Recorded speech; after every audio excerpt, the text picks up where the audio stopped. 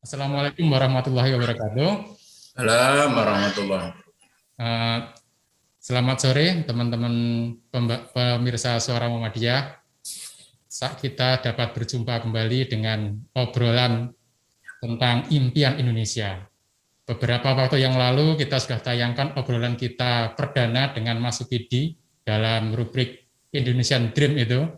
Ternyata respon dari masyarakat cukup lumayan, bahkan melebihi harapan kita. Beberapa media mengulas obrolan itu dengan cukup lengkap. Bahkan yang paling mengharukan itu Mas Budiman Tanurejo malah berkenan menuliskannya di kolom Kompas itu. Jujur aja Mas, kita cukup tersanjung dengan ulasan-ulasan itu. Dan setelah itu Pak Safi'i, jadi pemimpin Majalah Suara Muhammadiyah, pemimpin umumnya, memerintahkan ke kita, itu nggak boleh hanya terhenti sampai di situ Mas. Itu kita harus kita kaji dari banyak sisi. Kemudian itu harus diobrolkan dengan banyak orang dan dengan orang-orang yang memang bervisi ke depan tentang Indonesia itu, supaya obrolan kita itu lengkap. Kemudian Mas Supidi, siapa Mas ya? Kan baru ngobrol itu kan Mas Supidi ketemu gimana kalau Mas Budiman sama satunya lagi kemudian Pak Haidar Nasir mengusulkan itu Pak Amin Abdullah, biar lengkap dari sisi kanan dan kiri yang gitu.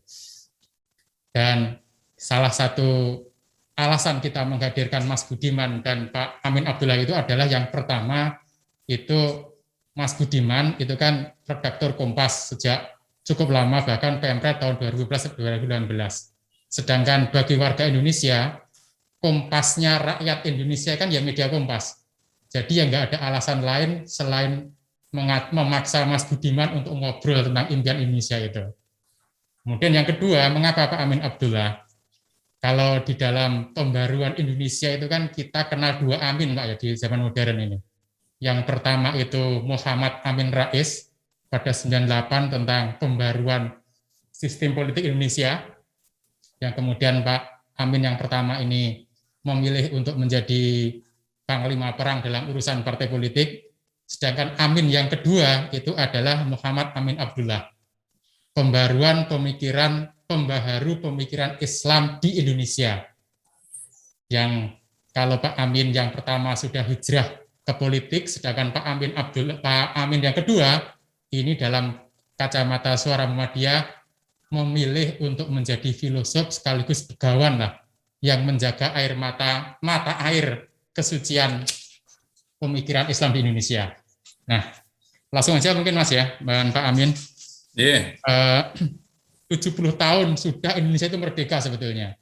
Tetapi keadaan Indonesia itu kok ya masih segini-segini aja lah. Ya seperti ini aja. Kalau di dalam olahraga di Asia Tenggara itu, kalau dalam ukuran yang paling gampang itu kan kita sudah kesalip dengan Vietnam, nggak pernah bisa mengimbangi Thailand. Kemudian kita juga ada rasa minder menjadi warga Indonesia, padahal kita sudah 70 tahun dan warga negara yang cukup besar, negara yang punya sejarah yang panjang gitu. Kemudian Mas Supidi itu mengusulkan kayaknya ada yang salah di dalam keindonesiaan kita. Kita perlu merumuskan mimpi-mimpi baru tentang Indonesia kita ini. Nah, kemudian kalau Mas Supidi sudah mempunyai 10 usulan itu, nah mungkin yang perlu kita pertegas di sore ini adalah kepada Mas Budiman, mungkin pertanyaan pertama itu adalah seperti apa sih sebetulnya mimpi kebersamaan kita tentang Indonesia itu perlu kita rumuskan ulang, biar kita bisa menyongsong Indonesia Emas 2045 itu dengan sedikit optimis lah. Kemudian untuk Pak Amin Abdullah, yang pertama itu kan pesan kemerdekaan kemarin Pak Haidar, Ketua Umum PP Muhammadiyah itu menitipkan satu pesan penting kepada umat Islam untuk lebih serius dalam menjaga kesatuan dan persatuan NKRI. Kita tidak begitu paham mengapa Pak Haidar menggarisbawahi itu. Apakah karena umat Islam itu mayoritas di Indonesia, atau memang ada sesuatu di dalam pemikiran umat Islam Indonesia saat ini, sehingga Pak Haidar perlu menginginkan itu. Mungkin itu Pak Amin Abdullah dan Pak Mas Budiman. Monggo, Mas Budiman dulu. Oke, baik. Assalamualaikum warahmatullahi wabarakatuh. Waalaikumsalam. Pak Amin, mohon izin saya diminta Mas Isnadi lebih dahulu bicara. Begini, saya mau mencoba merefleksikan pengalaman-pengalaman saya sebagai seorang wartawan ya. Seorang wartawan saya ajak ya untuk melihat kepada apa yang terjadi di koran saya pada 17 Agustus tahun 2000. 17 Agustus pada tahun 2000 itu 55 tahun ya 55 tahun kemerdekaan. Pada waktu itu situasi tanah air ya lagi tidak baik ya. Ada bom ya, ada kekerasan-kekerasan sosial yang terjadi di sejumlah tempat, ada bencana di mana-mana yang terjadi. Nah, pada waktu itu pemimpin umum Kompas Pak Yaakob Utama ya meminta semua wartawan, meminta semua karyawan di Kompas untuk melaksanakan upacara bendera. Ya, upacara bendera pada waktu itu. Dan Pak Yaakob menjadi inspektur upacara, beliau tidak banyak berkata-kata, ya, tidak banyak berkata-kata, tetapi beliau hanya menyanyikan satu lagu. Lagu itu adalah Kulihat Ibu Pertiwi sedang bersusah hati dan lain sebagainya. Itulah lagu yang dinyanyikan oleh Pak Yaakob pada waktu itu. Kemudian saya menemui Pak Yaakob usai upacara. Ya, usai upacara, saya bertanya, kenapa Bapak kemudian memilih tidak banyak berkata-kata, tapi memilih untuk menyanyikan lagu Ibu Pertiwi? Nah, dari situlah kemudian masuklah kepada satu tema yang kemudian Indonesian Dream, ya, Indonesian Dream yang mungkin relevan dalam kondisi kekinian. Pak Yaakob itu mengatakan begitu galau, ya, begitu galau pada 17 Agustus 2000 itu dengan situasi kebangsaan yang ada pada waktu itu, ya, ketika kekerasan sosial meletus, ya, ketika kemudian bom meletus di sejumlah tempat, dan Pak Yaakob itu kemudian mengatakan, Mas, nek merucut piye? Ya. Merucut dalam terminologi bahasa Jawa, tentunya bagaimana agar bangsa ini tetap, tadi Buya Haidar mengatakan, adalah tetap bisa menjaga Indonesia tetap dalam format NKRI. Itu adalah dream dari Pak Yaakob yang mengatakan begitu nasionalistiknya sebetulnya mencerminkan kondisi yang ada, kemudian dia menyanyi dan dia memesankan kepada generasi-generasi di muda di Kompas untuk tetap menjaga bangsa ini ya agar tidak merucut dalam artian saya adalah agar tidak pecah karena berbagai sebab. Merucut ini adalah sebenarnya sejalan dengan impiannya Mas Sukidi soal dream of unity, impian soal kesatuan dari bangsa itu. Tetapi Pak Yaakob lebih dalam dari itu semua. Ya, dalam dari itu semua adalah dia selalu, saya menjadi teman bicara dari Pak Yaakob untuk mengatakan, cobalah lihat Indonesia itu. Kalau Mas Budiman mau melihat kemiskinan, janganlah melihat kemiskinan itu dari tembok-tembok besar yang ada di Jakarta. Jangan ke arah seperti itu. Lihatlah coba Papua, lihatlah coba Aceh, lihatlah coba Flores dan sebagainya. Apakah memang mereka masih juga merasa sebagai bangsa Indonesia? Ketika ketidakadilan spasial, ketidakadilan geografik itu menjadi nyata. Nah, dari situ saya dikatakan bahwa kemudian muncullah gagasan-gagasan dari sisi editorial, karena saya background-nya adalah seorang wartawan, adalah bagaimana mengenal tanah air. Bagaimana mengenal tanah air dengan pendekatan yang bukan birokratik teknokratik yang ada sekarang. Kalau pendekatannya yang sangat legalistik kan dibagi sekian provinsi, sekian kabupaten dan lain sebagainya. Itu adalah pendekatan-pendekatan yang sangat birokratik seperti itu. Tetapi kita coba menerjemahkan bagaimana melihat Indonesia lewat berbagai cara. melihat Indonesia dari berbagai makanan, ya, bagaimana melihat Indonesia dari sungai, bagaimana melihat Indonesia dari bawah laut, bagaimana melihat Indonesia dari gunung-gunung itu sendiri, bagaimana melihat Indonesia dari sadel sepeda. Kita pernah menjelajahi dari Sabang sampai Merauke dengan sepeda. Dengan pesertanya adalah lintas provinsi. Yang dari Aceh pernah ke Papua, yang dari Papua pernah ke Aceh, dan lain sebagainya. Itu adalah gagasan-gagasan menerobos untuk mengenalkan Indonesia yang sangat diverse, tetapi dengan pendekatan-pendekatan yang kekinian. Intinya sebutnya adalah bagaimana nasionalis keinginan dari Pak Yaakob untuk betul-betul menjaga Indonesia, dan itulah diwariskan kepada Kompas. Tadi Mas Is juga menyebut ya, 76 tahun Indonesia merdeka, tapi kondisinya kok gini-gini amat. Tidak banyak sesuatu yang berubah. Ini juga menjadi forum dialog ya, forum dialog. Kalau saya ngobrol dengan Pak Yaakob pada waktu itu, dia selalu mengajarkan bukunya adalah Culture Matter. Bukunya Samuel Huntington dan Lawrence Harrison pada waktu itu. Dia menggambarkan pada satu masa antara Korea Selatan dan sebuah negara di Afrika yang kondisinya sama pada waktu itu, tapi 30 tahun kemudian sudah begitu jauh tertinggal. Nah, beliau kemudian mengatakan, apa yang sebetulnya terjadi?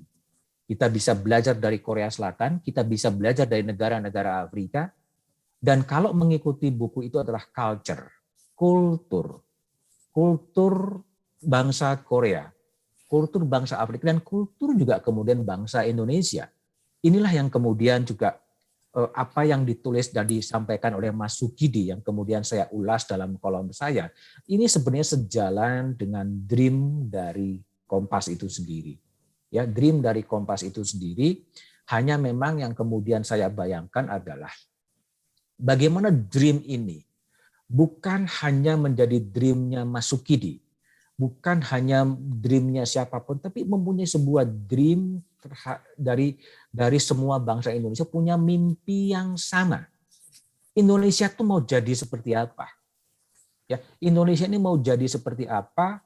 Sehingga ketika itu sudah ada mimpi bersama, semua orang pun punya gerakan yang sama menuju ke arah itu. Mungkin itu menjadi sebuah PR.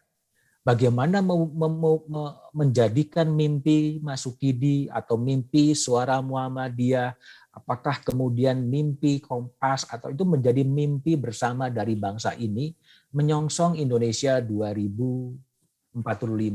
Sehingga kuncinya adalah pada manusia-manusia itu menjadi penting, upaya-upaya untuk mengenal tanah air dengan segala perbedaan, dengan segala persamaan, dengan makanan-makanan yang berserakan, dengan musik-musik yang begitu berbeda, itu menjadi penting.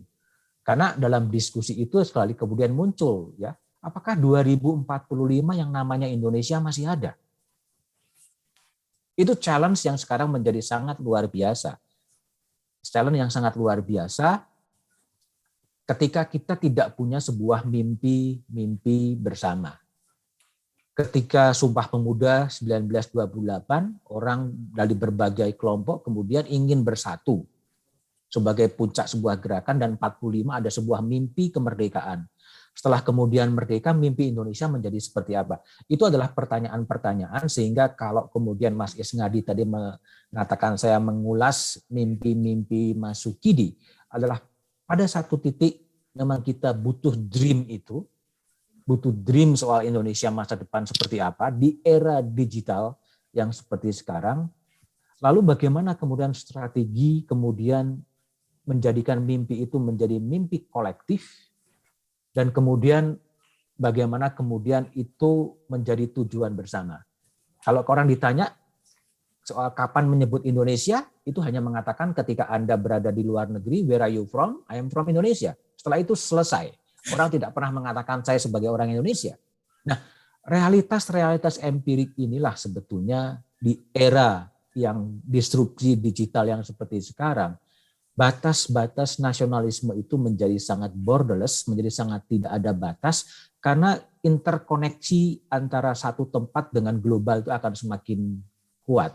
Nah, inilah yang menjadi kecemasan-kecemasan saya kalau dari sisi sudut negatif soal masa depan Indonesia, tapi juga ada optimisme soal Indonesia yang baru, ya Indonesia yang baru dalam artian Indonesia yang terinterkoneksi melalui perkembangan teknologi digital. Mas Isngadi, saya coba berhenti di sini dulu. Nanti kita bisa diskusi ngobrol lebih lancar setelah ini. Matur nuwun. Iya Mas, matur suwun. Monggo mungkin Profesor Amin Abdullah bisa menambahkan dan menjawab kegelisahan teman-teman SM mendengar pidato Pak Haidar kemarin. Baik, terima kasih. Assalamualaikum warahmatullahi wabarakatuh. Selamat sore. Senang saya bisa ketemu di forum ini, Mas Budiman Tanurejo. Nggih, Prof. Alhamdulillah. Saya membaca memang editorial Kompas ya, tulisan panjenengan itu yang terkait mimpi-mimpi besarnya Mas Sukidi, saya kira. Setelah itu saya juga ngobrol sama Mas Sukidi tentang tulisan panjenengan itu, sehingga saya agak menangkap apa itu ya. Tapi sebelum ke situ, saya kira tadi ya pesan Pak Haidar tadi sebagai Ketua PP, saya kira bukan dari vakum itu. Dia mesti dengan keprihatinan yang luar biasa seperti halnya Kompas 15 tahun yang lalu Pak Yakob atau tadi ya. Ya, Pak Yakob. Tentang nek merucut piye. Itu kata-kata Jawa yang bagus. Jawa. Nek merucut piye gitu. Nah itulah Pak Haidar tadi sebetulnya inline dengan itu, bahwa nek merucut piye, maka jagalah kesatuan dan persatuan NKRI. Ya karena apa? Karena yang disebut kita memang nggak bisa tenang-tenang begitu, nggak bisa, karena perubahan geopolitik, geoekonomi dan segala macam di dunia ini kan luar biasa ya.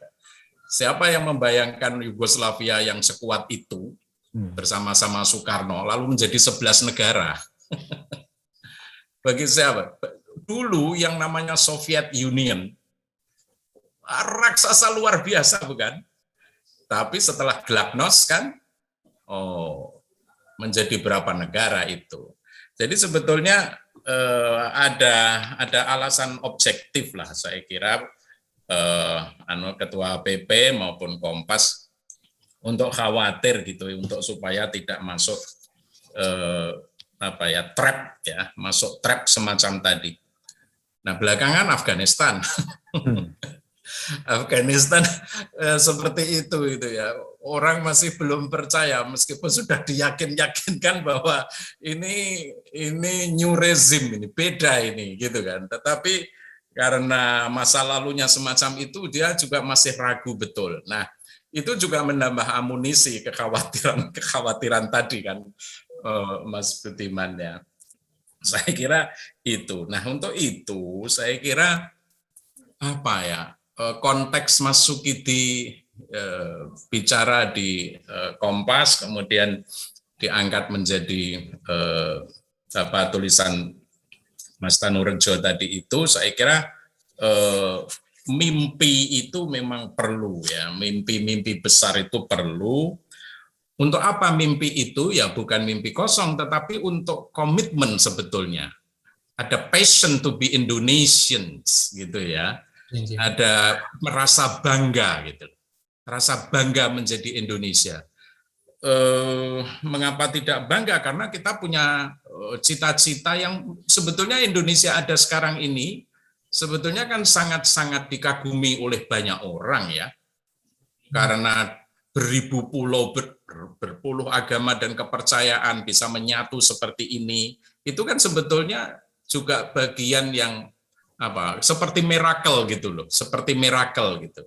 Nah, itu sebenarnya harus disyukuri, harus disyukuri oleh bangsa Indonesia. Justru malah jangan menyesal dengan kondisi yang sekarang ini. Ya memang banyak hal yang masih kurang di sana sini, tetapi itu perlu kita rawat ya. Kita rawat itu penting. Jangan kemudian kita biarkan bisnis as usual, enggak bisa. Harus dirawat, dipupuk, didangir, dipupuk, didangir seperti apa Indonesia tahun 2045. Apa masih ada atau tidak? Ya yakin bahwa itu masih ada gitu. Nah, bagaimana caranya? Ya setiap birokrasi, setiap pemerintah, government ya harus perform, kan begitu. Harus perform. Jangan kemudian ganti pemerintah, ganti lagi. Nah, sebenarnya memperhatikan apa namanya Papua ya, tadi disebut Papua, kemudian disebut Aceh, Flores, NTT. Ya itu kan pemerintahan sekarang ya. Ya dulu-dulu memperhatikan, tetapi pemerintahan yang sekarang kan mulai memperhatikan itu gitu kan. Saya kira itu kebijakan yang patut harus didukung, dan kita dengar bahwa ekonomi di Indonesia Timur khususnya Sulawesi itu juga lebih baik kan tingkat perkembangannya daripada yang di Indonesia Barat, begitu. Nah itu juga prestasi-prestasi, nah hal-hal semacam itu yang harus dilipat gandakan gitu.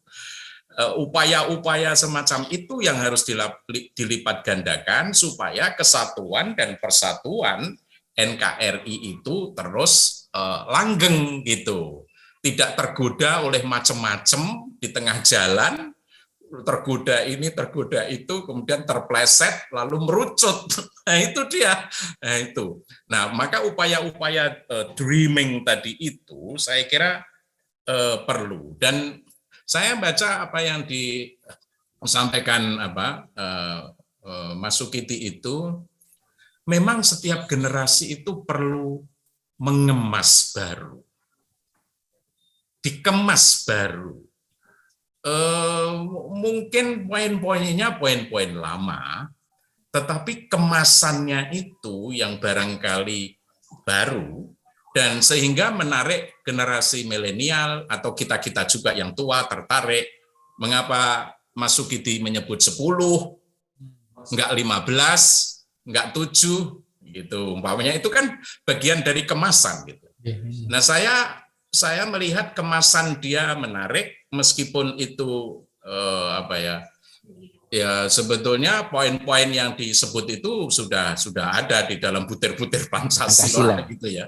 Butir-butir Pancasila sudah ada, tetapi karena kemasannya dan menyampaikannya dengan tenang begitu kan, tidak ada emosi begitu, sehingga orang yang semacam ini yang sebetulnya dibutuhkan oleh zaman ya, dibutuhkan oleh kita-kita, apalagi yang muda-muda. Dia mengajak merefleksi gitu.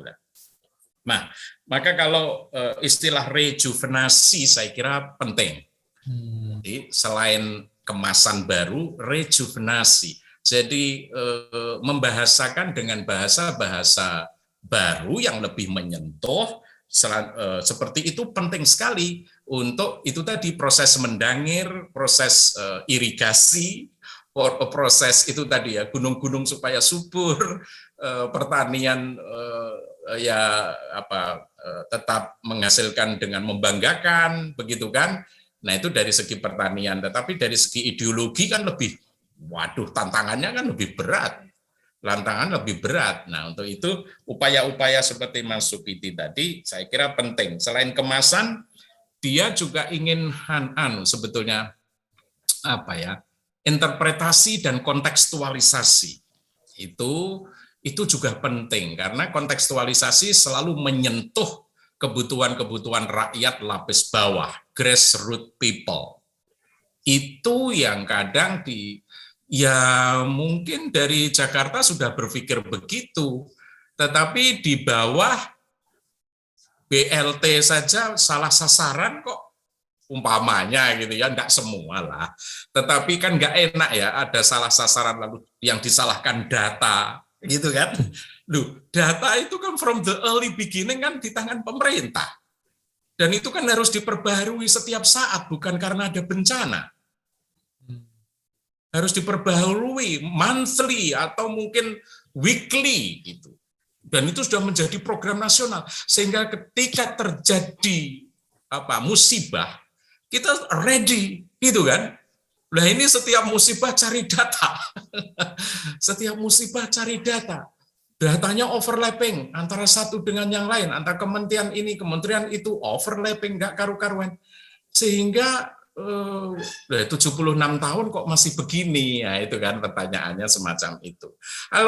Ayolah kita mulai itu tadi ya, kontekstualisasi itu minimal data. Kayaknya data paling penting ini untuk Indonesia di dalam menghadapi musibah yang terus-menerus bergantian karena kita negara kepulauan, karena kita ring of fire, dan begitu selanjutnya, maka data is number one. Saya kira apalagi COVID. Nah, COVID ini nggak tertangani dengan cepat dan baik karena datanya amburadul. Data itu means science. Ilmu pengetahuan juga itu. Ilmu pengetahuan juga. Nah, kalau itu tidak teragregasi ya, terinterkoneksi antara satu dengan yang lain, maka mimpi-mimpi tadi saya kira juga pelan-pelan ada yang ingin membuyarkan gitu. Itu kira-kira. Terima kasih. Terus Pak Amin, Mas Budiman. Jadi saya jadi ingat editorial Suara Muhammadiyah tahun 1921. Ketika Suara Muhammadiyah memutuskan berganti bahasa dari bahasa Jawa ke bahasa Melayu saat itu. Ditulis di situ, kita harus memaksakan diri untuk menulis dan berpikir dalam bahasa Melayu. Karena saudara kita itu tidak hanya di Jawa, tetapi juga ada di Celebes, ada di Borneo, ada di Bulen, dan juga ada di tempat yang lain yang tidak paham bahasa Jawa. Maka di dalam note terakhirnya itu redaksi meminta maaf kalau ada kesalahan dalam bertutur Melayu, karena selama ini kita terbiasa berpikir dan berbicara serta menulis dengan bahasa Jawa, kemudian dipaksa untuk berbahasa Melayu, mungkin ada yang silap kan begitu. Tetapi kalau ini tidak dipaksa, maka selamanya kita hanya bersaudara dengan orang Jawa. Itu salah satu catatan di Suara Muhammadiyah tahun 1921. Kemudian di situ juga ada semacam mimpi yang dibangun oleh Muhammadiyah kala itu, yaitu untuk Muhammadiyah keluar dari Jawa dan diterima di luar Jawa. Sehingga dalam Kongres-Kongres Muhammadiyah Pasca 21, itu ada catatan khusus untuk para narasumber untuk menggunakan bahasa Melayu sebisanya. Jadi yang terbiasa ceramah bahasa Jawa dipaksa untuk menyampaikan gagasannya dalam bahasa Melayu, meskipun juga dalam catatan Suara Muhammadiyah itu masih banyak yang belepotan kan gitu. Tapi itu mimpi yang kayaknya hendak diwujudkan Muhammadiyah dan Suara Muhammadiyah tahun 1921. Nah, kemudian dalam yang kita baca itu ya Pak Mas Budiman dan Pak Amin ya, dalam buku sejarah itu kan kayaknya Indonesia merdeka itu semua orang bapak bangsa dulu itu bermimpinya sama. Yang penting Indonesia merdeka sambil membayangkan tanah air yang gemah ripah loh jinawi, toto tentrem, kertora harjo ini gitu. Sedangkan isinya apa itu dipikir sambil lalu kayaknya. Nah, pertanyaan yang tahun 76 ini, yang ke tahun dunia merdeka ini, apakah sekarang ini mimpi itu masih sama sebetulnya, mimpi para elit dan mimpi rakyat ini masih sama atau tidak, sehingga Pak Haidar seperti gelisah saat menyampaikan pidatonya itu, juga di medsos juga seperti itu. Jadi kalau ulang tahun kemerdekaan kayaknya kok malah nggak menggembirakan, tapi malah menyedihkan kalau lihat medsos itu, saling klaim siapa yang lebih berjasa dan lain-lain itu. Itu pripun Pak Amin dan Mas Budiman? Monggo Pak Amin dulu, Pak Mas Budiman dulu, monggo. Iya Mas, jadi begini, kalau soal mimpi ya, kalau saya sih betul, saya juga menangkap bahwa 10 mimpinya Mas Sukidi soal Indonesia itu sebetulnya ya seperti Prof Amin katakan itu sudah menjadi inherent ya, sudah menjadi, ya itulah, hanya mungkin Mas Sukidi bisa membuat itu menjadi marketing yang bagus ya, ada 10 mimpi soal Indonesia. Tetapi kalau saya sih kalaulah kemudian mimpi-mimpi itu kemudian disepakati sebagai mimpi kolektif bangsa, ya, mimpi soal kebinekaan, mimpi soal kesatuan, mimpi soal ketuhanan itu disepakati sebagai mimpi-mimpi bangsa. Kemudian bagaimana semua arah, ya, semua policy itu juga mengarah kepada mimpi-mimpi itu, ya, kepada mimpi di situ. Nah, tapi sebelum ke situ, sebetulnya ada juga cara yang mungkin Litbang Kompas itu punya sebuah selalu ada survei, ya, selalu ada survei yang menanyakan sebetulnya apa sih sebetulnya yang paling prioritas yang harus diselesaikan oleh bangsa ini, ya.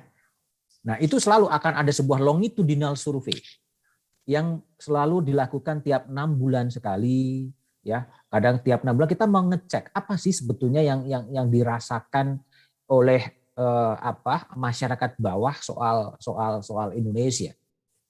Dan sebetulnya meskipun urutannya bisa berbeda-beda, dalam bahasa rakyat dan bahasa Masukidi itu sebenarnya sama. Ya, hanya mimpi itu kan membayangkan bagaimana wajah Indonesia ke depan. Tapi yang dirasakan rakyat di bawah itu adalah perasaan-perasaan mereka bisa mengekspresikan pandangannya, mereka bisa diperlakukan dengan adil, ya. Mereka ingin sebuah bangsa yang tanpa korupsi. Itu sebenarnya kan sama itu. Hanya itu mimpi yang dicoba dibayangkan dan realitas yang dirasakan oleh publik. Nah, kalau itu kemudian bisa matching, ya, bisa matching antara apa yang dirasakan oleh publik dan kemudian apa yang dibayangkan mimpi bersama soal Indonesia, itu sebenarnya akan lebih mudah kemudian mengorkestrasi, mewujudkan ini sebagai, ya katakanlah ini Indonesian Dream atau American Dream. Ini jangan dipandang sebagai hanya bahasa, tetapi ini adalah kemasan berbicara dalam era yang berubah, ya, era-era yang berubah. Nah, itu akan menjadi lebih menarik. Dan bahkan saya mempunyai bayangan kalau ini nanti sudah disepakati sebagai mimpi bersama dari Sukidi, dari Prof. Amin, dari siapapun menjadi mimpi Indonesia. Bagaimana ini kemudian dikemas menjadi lebih kontemporer, ya, bisa menjadi lebih kontemporer.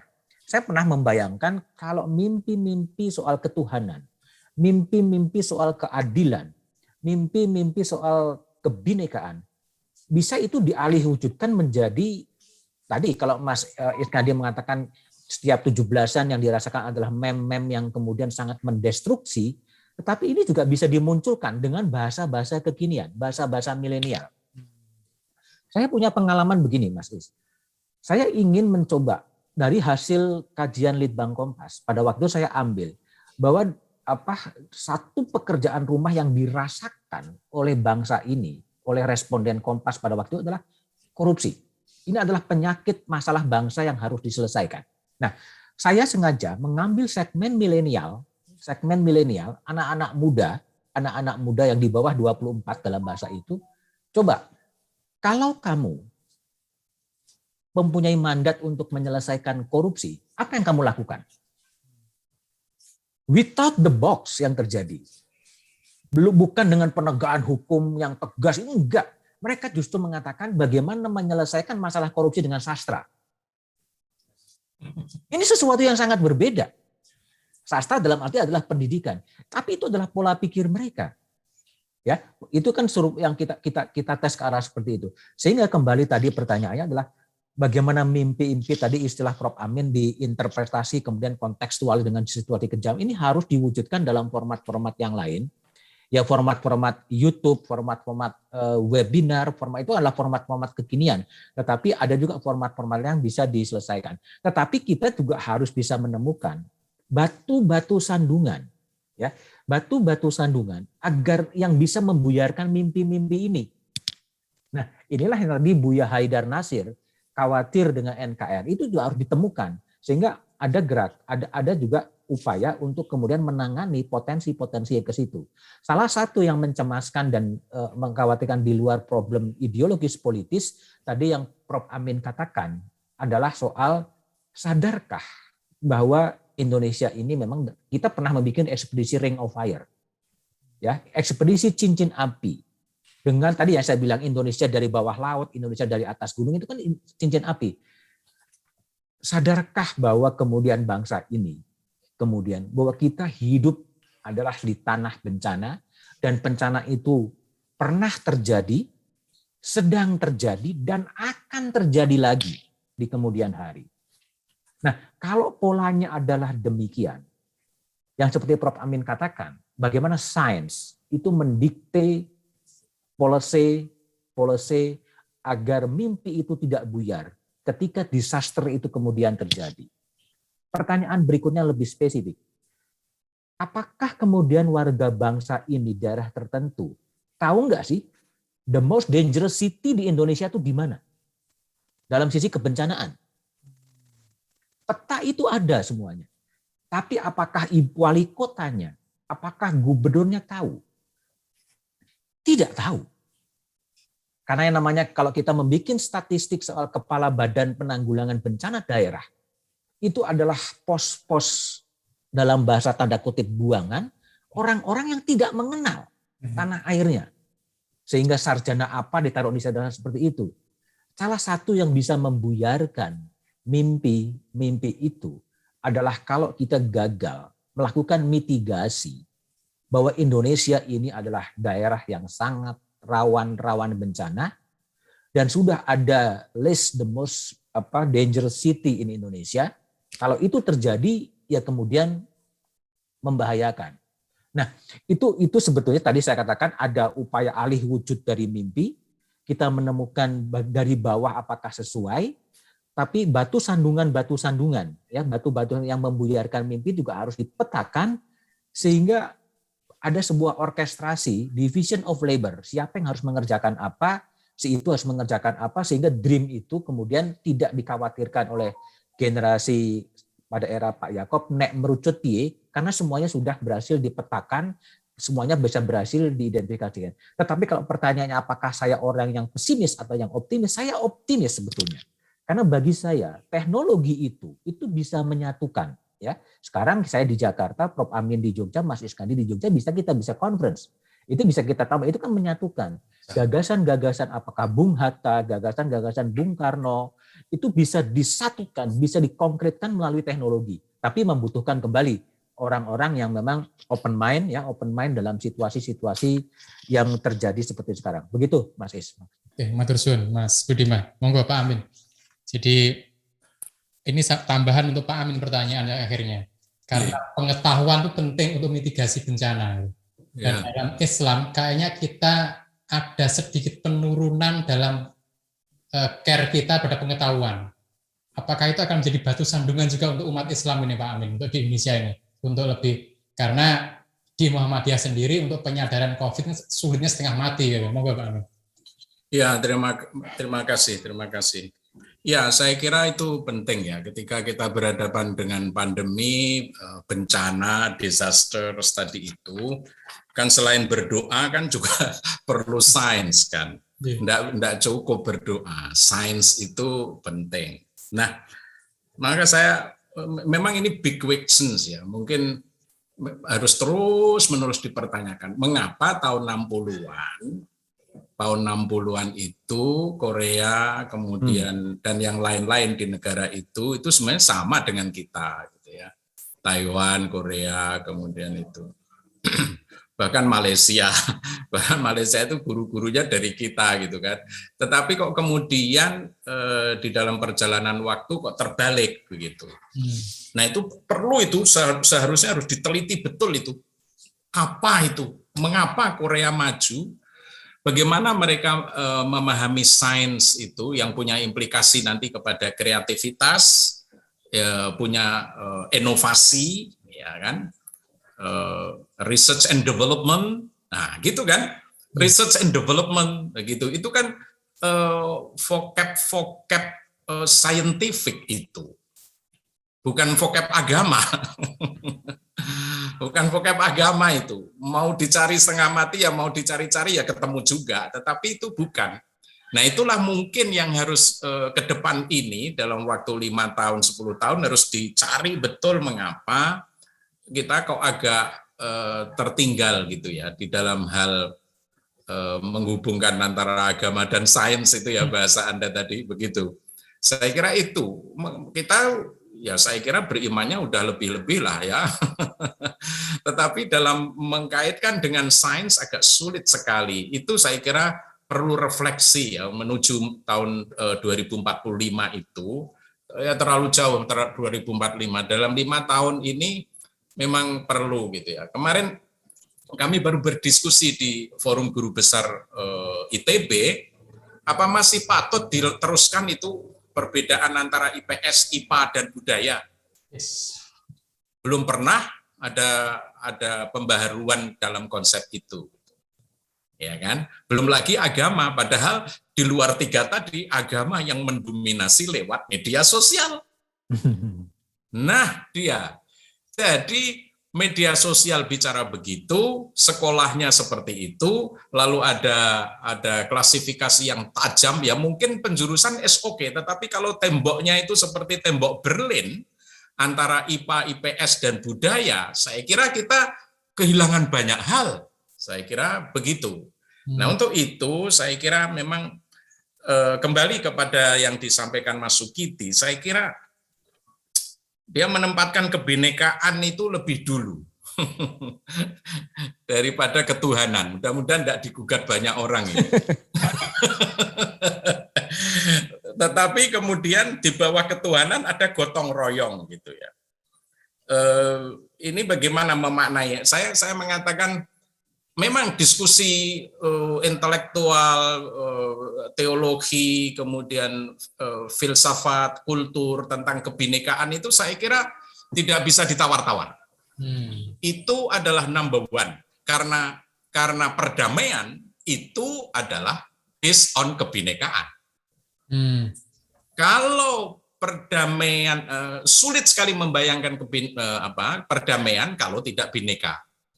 Bineka itu asumsi dasarnya harus damai, gitu.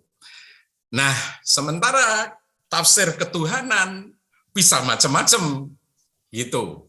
Nah, itu saya kira bisa berhadapan-hadapan di situ, gitu. Nah, maka saya kira penting sekali ketuhanan yang berkebudayaan. Nah, ketuhanan yang berkebudayaan itu artinya peace, the primary of peace di atas yang lain-lain.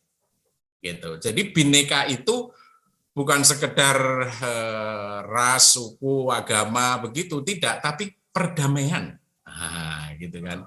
Perdamaian. Nah, itu saya kira kebinekaan itu adalah modal sosial dan modal kultural orang Indonesia yang tidak dimiliki oleh bangsa-bangsa lain sebetulnya. Tetapi kita kurang bangga tentang itu. Kita punya tanah air.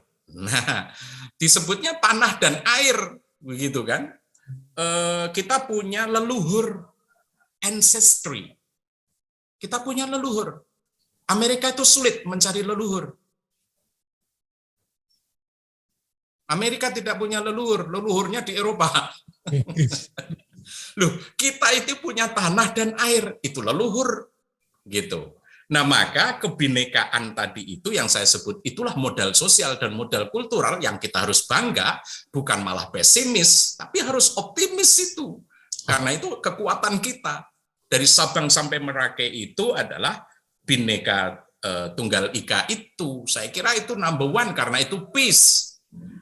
Saya pernah baca buku ya bahwa agama tidak akan berjalan, konsep agama tidak akan berjalan tanpa ada perdamaian. Begitu kan? Jadi saya kira, nah itu tadi ya, meskipun 10 itu interrelated ya, 10 item itu interrelated, tetapi ketika kita pakai mikroskop begitu, ketika Mesir terpecah-pecah begitu ya, dulu ya, lalu kayak begitulah demonya itu ya, 2000 berapa itu, 10 atau 2011 ya itu ya, 10 tahun ya, 20 tahun. Maka orang bertanya di sana, mana yang lebih pokok ini? Meskipun saya tidak ingin mengada-adakan, al-aman atau al-iman. Yang penting itu kita aman, damai, lalu bisa membangun, atau iman yang sektarian. Nah, ini diskusi ini harus terus-menerus dihidupkan, diremajakan, digali lagi. Apalagi Indonesia itu kan memang plural dari segala macam-macamnya, tidak hanya masalah agama, aliran kepercayaan, agama dan lain sebagainya. Nah, gotong royong itu kan betul-betul nilai-nilai luhur yang luar biasa yang digali oleh Bung Karno, bukan? Nah, kayak begitu itu perlu memang, tapi ya dengan bahasa-bahasa yang bagus, bahasa-bahasa milenial tadi itu lewat sastra, itu bagus itu. Saya kira, nah dunia sastra itu kan dunia yang hampir tidak tersentuh lagi, Mas Tanurjo, Mas Budiman. Ya. Tidak tersentuh itu, tidak ada kewajiban membaca buku sastra sekian puluh umpamanya gitu ya. Beda dengan 50 tahun yang lalu, mereka membaca sastra. Sekarang sastra dianggap tidak penting, yang penting sains and teknologi. Jadi ya atos-atos jadinya. Jadinya keras ya, jadinya keras. Nah, maka di situ di dalam 10 itu ada dialektika antara tradisi dan modernitas. Saya ingin membahasakan ulang 10 tadi itu begitu. Jadi di Indonesia itu ada tradisi, itulah sosial, modal sosial dan kultural yang sangat kuat, dan itu tadi tercermin dalam kebinekaan, ketuhanan, gotong royong. Mungkin derivasi dari gotong royong itu unity, persatuan. Derivasi dari gotong royong itu humanity, kemanusiaan, kamanungsan, iya Mas Budiman ya. Kamanungsan itu penting, gitu. Kamanungsan, gitu ya, kemanusiaan, gitu. Itu lima itu tradisi itu sosial dan modal kultural yang tidak bisa ditawar-tawar oleh generasi siapapun yang mimpi Indonesia akan terus survive. Sedang modernitasnya tadi freedom. Itu sebetulnya nilai-nilai modernitas itu. Justice. Wah, itu keadilan, kesejahteraan. Nah, itu jelas dengan ilmu ekonomi itu, gitu kan. Berdaulat, nah, ini nation state, kan. Equality before law. Wah, itu nation state. Itu betul-betul modernitas itu. Jadi 10 yang disampaikan Mas Sukidi itu ada dialektika yang sangat-sangat kompak antara tradisi and modernity. Antara at-turath wal tajdid, gitu bahasa Arabnya. Tajdid itulah modernitas, at-turath itu tradisi, itu modal sosial kultural. Dan bangsa Indonesia masih eksis seperti ini karena mampu mengkombinasikan dua itu. Dia tidak dilibas oleh modernitas, dan juga dia tidak terlalu rigid di dalam mempertahankan tradisi, tapi ada dialektika, ada dialog yang luar biasa di dalam insan-insan Indonesia itu. Dan itu saya kira pesan dream tadi itu, mimpi itu sebetulnya masing-masing kita harus berdialog. Masing-masing grup, masing-masing organisasi, masing-masing agama, pejabat lebih-lebih lagi, karena dia akan keluar policy-policy, dia harus selalu mempertimbangkan dua itu. Jadi 10 tadi memang bisa dibahas ulang lagi karena menarik kan, kemasan-kemasan baru. Begitu kira-kira untuk proses menuju 2045. Terima kasih. Matur suwun Pak Amin, Pak dan Mas Budiman. Ada satu lagi pertanyaan yang paling akhir ini Mas Budiman dan Pak Amin. Itu kan untuk urusan kebinekaan 76 tahun kita mungkin sudah bisa lah saling ta'aruf, saling tafahum, saling memahami sebetulnya apa yang beda di antara kita sebagai pondasi bangsa ini. Tetapi setelah Bhinneka Tunggal Ika itu kan ada tambahan sebetulnya yang kata Empu Tantular itu kunci keberhasilan Majapahit lama itu, yaitu Tanhana dan Dharma Mangrowa itu. tidak ada pengabdian yang mendua. Jadi satu pengabdian untuk kemakmuran Majapahit. Sehingga kemudian meskipun berbeda, ada semacam kesadaran kolektif warga Majapahit dan para pejabat Majapahit yang berbeda saat itu untuk bersatu memakmurkan bangsa, bersatu untuk melindungi bangsa Majapahit saat itu.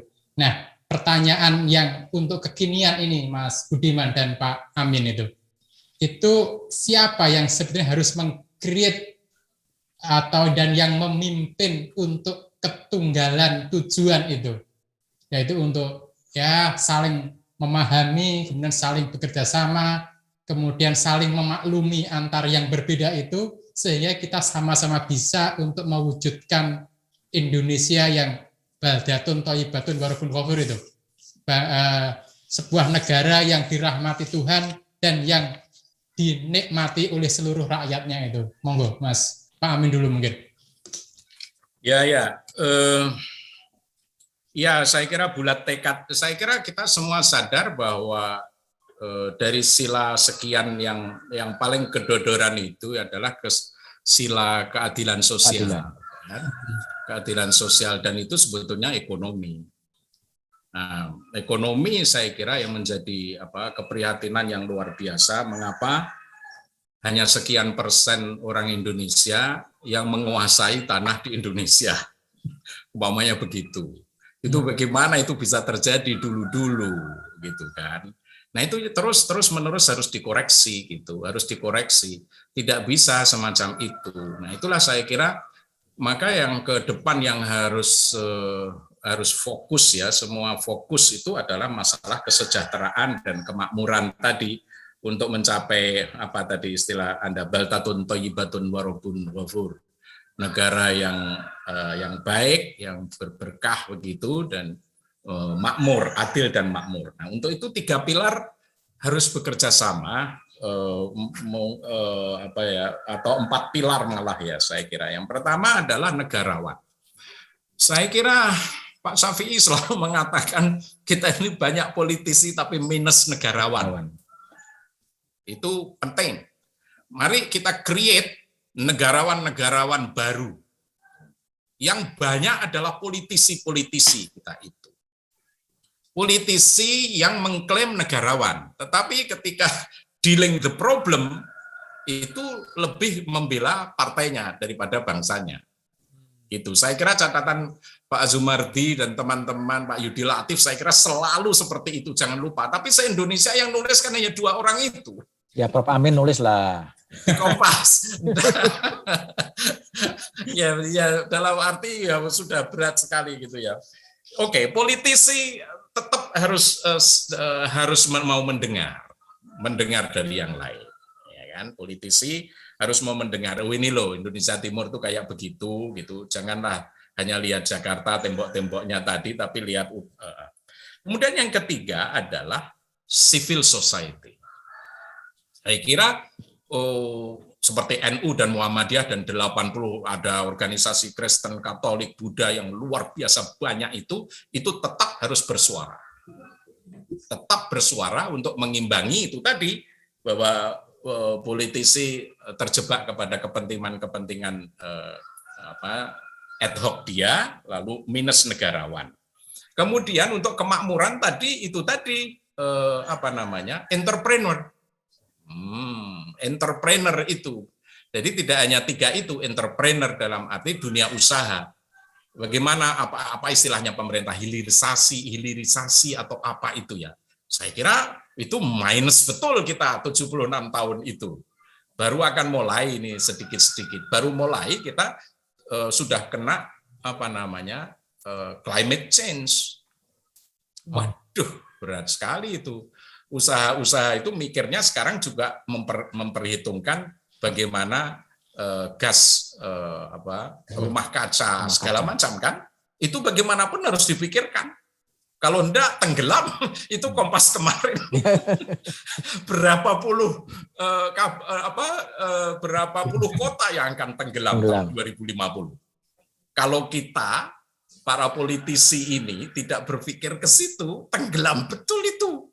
Saya ngeri ya melihat Mas Budiman peta itu. Peta Kompas kemarin itu kan warning luar biasa bahwa ada satu agenda di Indonesia selain disasters adalah climate change. Dan climate change itu supaya kita nggak tenggelam harus dibikin banyak hal, ya, termasuk bagaimana mengurangi emisi karbon segala macam. Oh, itu agamawan sudah harus bicara begitu. Kalau agamawan nggak bicara begitu, ya tidak akan saling saling mengingatkan gitu. Jadi watawasau bil haqqi watawasau bis sabr itu memang perlu dengan ilmu, begitu. Iya, saling terkait, bukan? Saling terkait itu. Jadi bagaimana akhlak yang baik itu ya kita lihat bagaimana perlakuan kita kepada alam semesta. Saya kira COVID ini kan juga bagian rusaknya alam semesta. Jadi ayo mari kita better late than never. Gitu kira-kira terus-menerus berpikir baru untuk mengatasi tantangan-tantangan kehidupan umat manusia dan Indonesia pada khususnya. Terima kasih. Oke, matur suwun. Monggo Mas Budiman. Ya, saya mengamini apa yang dilakukan oleh Prof. Amin ya. Kalau mengikuti beberapa kolom-kolom saya sebetulnya yang muncul tiap hari Sabtu, saya tuh merindukan yang pertama adalah ada kekuatan tengah. Ya, kekuatan tengah itu adalah mungkin ormas lah. Ormas itulah yang berada di tengah, yang tidak pada posisi sebagai state, tapi juga tidak sepenuhnya pada posisi di civil society. Tapi kekuatan-kekuatan tengah inilah yang menjadi jembatan, ya, menjadi jembatan. Itu yang menjadi sangat-sangat penting sehingga peran-peran ormas seperti NU, Muhammadiyah dan lain sebagainya menjadi sangat-sangat penting. Yang kedua adalah saya berulang kali menyebutkan ya, muazin. Orang yang selalu berteriak-teriak dalam tafsir saya ya, mohon maaf. Orang yang selalu berteriak-teriak soal adanya ketidakadilan, orang yang berteriak-teriak soal bahaya soal tadi climate change, ya. Orang yang selalu berteriak-teriak betapa korupsi sudah menjadi endemi. Ini juga harus ada peran-peran ini. Kalau enggak nanti menjadi belajar kelompok itu. Menjadi belajar kelompok semuanya menjadi oke-oke saja tiba-tiba bubar. Sehingga harus ada. Sehingga media memang butuh peran sebagai early warning system. Ya. Early warning system, sistem yang memberikan peringatan dini agar tidak terjadi apa-apa yang harus harus segera dimitigasi. Nah, situasi sehingga tadi ada peran kekuatan tengah, civil society, ada peran-peran aktor, ya, peran-peran muazin dalam bahasa saya tadi, orang yang selalu mengingatkan, ya. Dulu pada era ada Gus Dur, ada era Cak Nur, ada Buya Syafi'i, ada Buya Haidar, mungkin nanti akan ada Pak Amin Abdullah, dan anak-anak muda yang menjalankan peran-peran quote-unquote, peran kenabian, yang menjadi muazin bangsa, yang selalu ngeleke, ya, hati-hati, iso merucut, itu menjadi peran-peran, tapi itu bagaimana itu kemudian dimunculkan dalam situasi digital yang seperti sekarang ini, ya. Kalau bagi saya adalah kalau kita lihat realitas bagaimana sukarelawan yang bergerak pada era COVID, ya. Kita diskusi dengan Mas Rimawan Sonjo di Jogja, kita diskusi dengan berbagai kelompok-kelompok masyarakat. Kadang-kadang mereka saling membantu, saling tidak kenal. Saya pernah bertemukan di satu meja saya di TV, itu orang tidak saling mengenal itu. Orang tidak saling mengenal, belum pernah ketemu, tetapi dipertemukan melalui bantuan teknologi, dan mereka terjadilah kemudian saling membantu itu semua. Ini sesuatu yang luar. Kenapa mereka bergerak? Mereka bergerak karena kemanusiaan. Sesama manusia, dan kemudian sangat wajar kalau kemudian World Giving Index memberikan Indonesia sebagai negara yang sangat dermawan kepada sesamanya. Nah, itu sesuatu yang daya lihat civil society masyarakat ini menjadi lebih menjadi modal sosial yang luar biasa yang terjadi. Nah, problemnya adalah bagaimana kemudian mengkaitkan antara kekuatan sosial masyarakat sipil di bawah, baik yang itu terkungkung dalam ormas maupun yang dipersatukan oleh kemanusiaan, ini bagaimana kemudian difasilitasi oleh pemerintah. Kadang-kadang mereka nggak mau karena begitu masuk pemerintah menjadi politiknya menjadi 2024 gitu. Nah ini kan juga satu hal yang dasar-dasar mengapa kita tetap bisa optimisme. Saya yakin tadi yang betul kata Pak Prof Amin bahwa ada keadilan sosial yang sangat timpang, penguasaan lahan yang sangat timpang dan lain-lain sebagainya. Tetapi kalau kita melihat realitas empirik yang terjadi sekarang ini ya di level-level anak-anak muda dengan menggunakan instrumen equity crowdfunding ya, menggunakan teknologi digital melalui itu menjadi sesuatu yang menarik. Bahkan saya memikirkan apakah ini fenomena equity crowdfunding, fenomena urun dana dengan bantuan teknologi, apakah ini bukan gagasan Hatta di era yang modern ya? Ya, sistem ekonomi yang usaha bersama dilakukan secara bersama itu, apakah bukan itu sekarang mewujud dalam fenomena anak-anak muda mengerjakan sebagai equity crowdfunding? Bagaimana kepemilikan Alfamart, kepemilikan Indomaret itu dimiliki oleh banyak orang, bukan lagi oleh 1-2 orang. Nah, kalau kemudian ini bisa berkembang dengan menempatkan tadi kepemilikan bersama, bagi hasil bersama, tentunya dengan good corporate governance. Jangan-jangan teknologi ekonomi digital yang sedang berkembang sekarang, ini mudah-mudahan bisa sedikit mengurangi itu semua. Ya, sekarang kan ada sesuatu yang menarik kan, ketika kemudian Pertamina, SPBU yang terjadi itu muncul Pertasop, sehingga pondok-pondok pesantren di beberapa tempat dia bisa mengelola mengelola SPBU kecil, sehingga ada ekonomi yang lebih real yang bisa tumbuh di bawah. Nah, problemnya adalah bagaimana ini kemudian diakselerasi bukan hanya berdasarkan sebuah improvisasi saat. Ketika ada sesuatu yang bagus dan kuat, dan saya juga lagi mencermati fenomena equity crowdfunding ya. Ini sesuatu yang bagi saya menarik karena bagi saya ini adalah tadi saya pernah katakan ini adalah gagasan-gagasan koperasi, tetapi di era yang lebih modern. Malah koperasi yang ada sekarang itu nggak berkembang. Tapi koperasi dalam format yang baru lewat urun dana ini menjadi jangan-jangan ini bisa menjadi salah satu faktor yang bisa kemudian mengurangi ketidakadilan sosial yang makin lama rasio Gininya makin menganga. Nah, tapi terlepas dari itu semua, artinya memang tadi ya harus ada orang-orang yang memang terus mengorkestrasi bangsa ini, tapi sama kegelisahan dari Prof Amin tadi adalah terlalu banyak politisi yang berpikir 2024 ketika 2024 kemudian semua mimpi itu bisa diubah ya ini itu PR yang baru lagi gitu loh. Diskonektivitas itu kan yang menjadikan mimpi-mimpi Indonesia itu bisa belok kiri dan belok kanan. Terima kasih Mas Esngadi. Kira-kira gitu. Matur suwun Mas Budiman dan Prof Amin Abdullah. Dan ternyata setelah kita perbincangkan, ada mimpi ini memang mimpi kita bersama. Sampai sekarang ternyata anak bangsa ini masih bermimpi yang sama tentang kemakmuran, tentang kebinekaan, dan semua ini sebetulnya adalah anugerah Tuhan.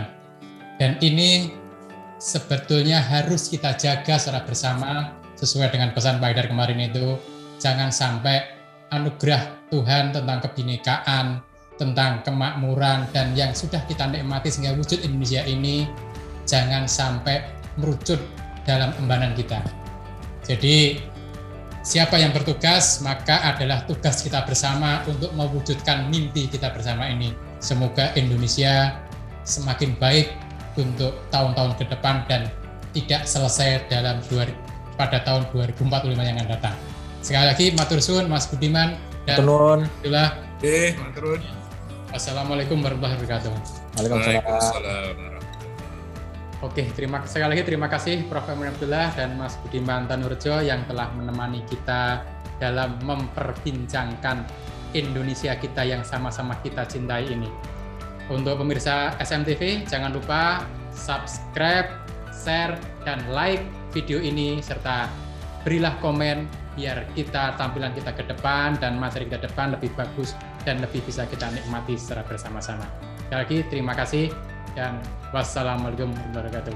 Jayalah Indonesia.